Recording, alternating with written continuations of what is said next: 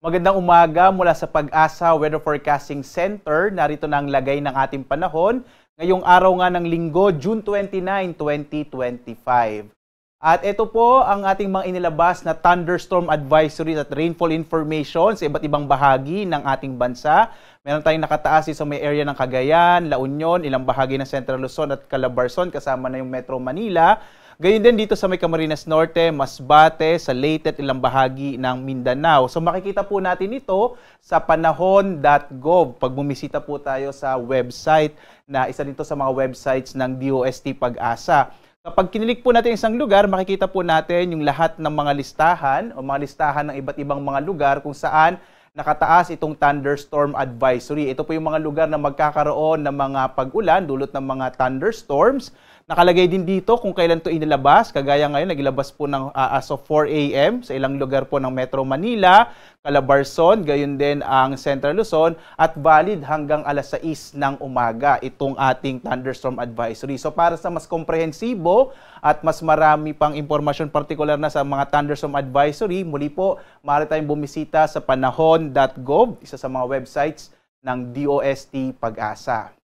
At dito nga sa ating latest satellite images, patuloy pa rin ang epekto ng southwest monsoon o habagat, partikular na nga dito sa may kanlurang bahagi ng Luzon, kasama din yung Visayas at kanlurang bahagi ng Mindanao. So inaasahan pa rin natin ang magiging maulap ang kalangitan na mas malaking tsansa ng mga pag-ulan sa may kanlurang bahagi ng Luzon, kasama yung Pangasinan, Zambales, Bataan, Cavite, Batangas, Occidental Mindoro at gayon din sa Palawan. Kasama din dyan yung Metro Manila, malaking bahagi ng Kabisayaan at dito sa may kanlurang bahagi ng Mindanao, yung Barm, Zamboanga Peninsula at Soc-Sargen. Sa lalabing bahagi naman ng ating bansa, patuloy na makararanas ng mga localized thunderstorms. Ito yung mga pag-ulan, pagkinat, pagkulog na usually po nagkatagal na 1 hanggang 2 oras. At makikita natin, wala tayong minomonitor na anumang low pressure area sa loob ng Philippine Area of Responsibility. Ibig sabihin, wala pa tayong binabantayang maaring maging bagyo based sa ating pinakahuling datos sa mga sandaling ito. At dito nga sa Luzon, inaasahan pa rin natin ang malaking tsansa ng mga pag-ulan ngayong araw na ito sa may area ng Pangasinan, Zambales, Bataan, kasama itong Batangas, Cavite, at gayon din sa Occidental Mindoro at ang Metro Manila. Magiging maulap po yung kalangitan na may mga kalat-kalat ng mga pag-ulan, pagkinat, pagkulog, dulot nga ito ng hanging habagat. So ito yung magdadala ng pag-ulan or malaking chance ng mga pag-ulan dito sa may kanlurang bahagi ng Luzon. Ang nalalabing bahagi naman ng Luzon ay makararanas ng mga isolated o pulupulong pag-ulan, pagkinat, pagkulog, kadalasan sa hapon hanggang sa gabi, dulot nga ng mga localized thunderstorms, lalong-lalo na dito sa may northern part ng Luzon.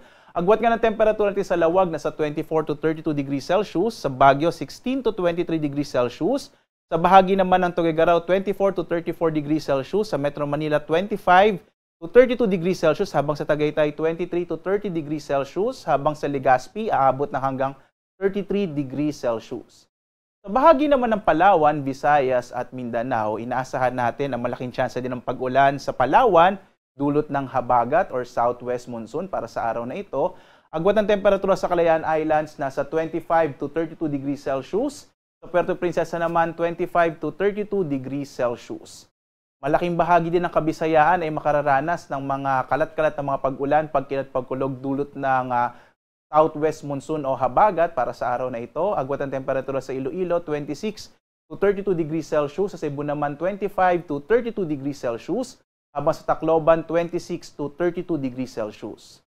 Samantala, ang kanlurang bahagi naman ng Mindanao ay makararanas din ng kalat-kalat na mga pag-ulan, pagkinat, pagkulog at maulap na kalangitan, dulot din ng habagat, partikular na nga sa Zamboanga Peninsula, Barm at Soc-Sargen. Ang nalalabing bahagi naman ng Palawan, ng Mindanao po, ay makararanas naman ng isolated o pulupulong pag-ulan, pagkidlat, pagkulog, bandang hapon hanggang sa gabi.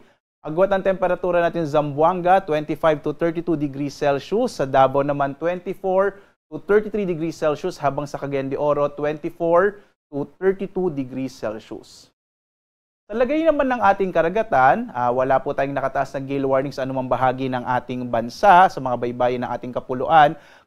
Mahina hanggang sa katamtam or banayad hanggang sa katamtaman ang magiging lagay po ng ating karagatan, bagamat mag-ingat pa rin yung mga maliit na sasakyang pandagat pag mayroong mga thunderstorm na kung minsan ay nagpapalakas ng alon ng ating karagatan. Pero sa ngayon po, ligtas naman pumalaot yung mga sasakyang pandagat na maglalayag sa ating mga karagatan.